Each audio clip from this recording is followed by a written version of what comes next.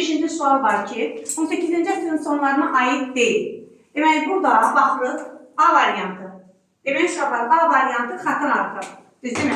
Xatın artıq, deməli, 1757. Xatın artıq 1757-ci.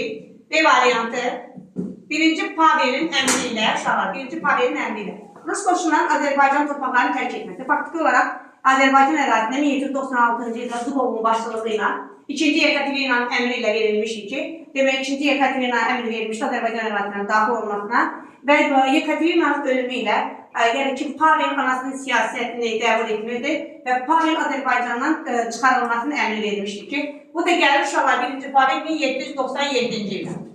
C variantına baxırıq, Zubovun Azərbaycan ərazisinə hərbi yürüyüşü artıq faktiki olaraq mən yazmışdım ki, 1796-cı ildə Zubov Azərbaycan ərazisinə baskını baş vermişdir ki, 1796-cı il. D variantına baxırıq, Alpan döyüşü. Alpan döyüşü 1796-cı ildə baş vermişdir ki, Rus qoşunları ilə Quba arasında baş vermişdir. Həmin dövrlərdə faktiki olaraq uşaqlar Quba ərazisində xanlıq var idi, Quba xanlığı. Həmin o döyüşdə də Şeyx Əli xan idi. Bunu da qoyduq bura. Demək, uşaqlar Alpan döyüşü 1796-cı il.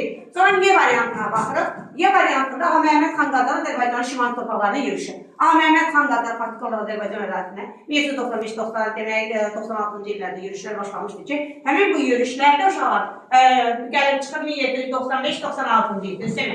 Demək, və burada bu əsasən indi baxırıq. Demək, cavab burada A variantıdır. Niyə görə A variantı gəlir? Çünki uşaqlar 1757-ci, 50-ci illərdir ki, 90-cı illəri əhatə etmədiyinə görə uşaqlar bunlar çıxılır və cavab burada A variantıdır. Xatın artıq demək döyüşü baş vermişdir. 1757 Məhəmməd Həsən xan Qacarın demək uşaqlar Qarabağ xanlığına yürüyüş etmişdi 1757-də və bu faktiki olaraq və həmin döyüşdə də məğlubiyyətə uğramışdır. Demək cavab burada A variantıdır.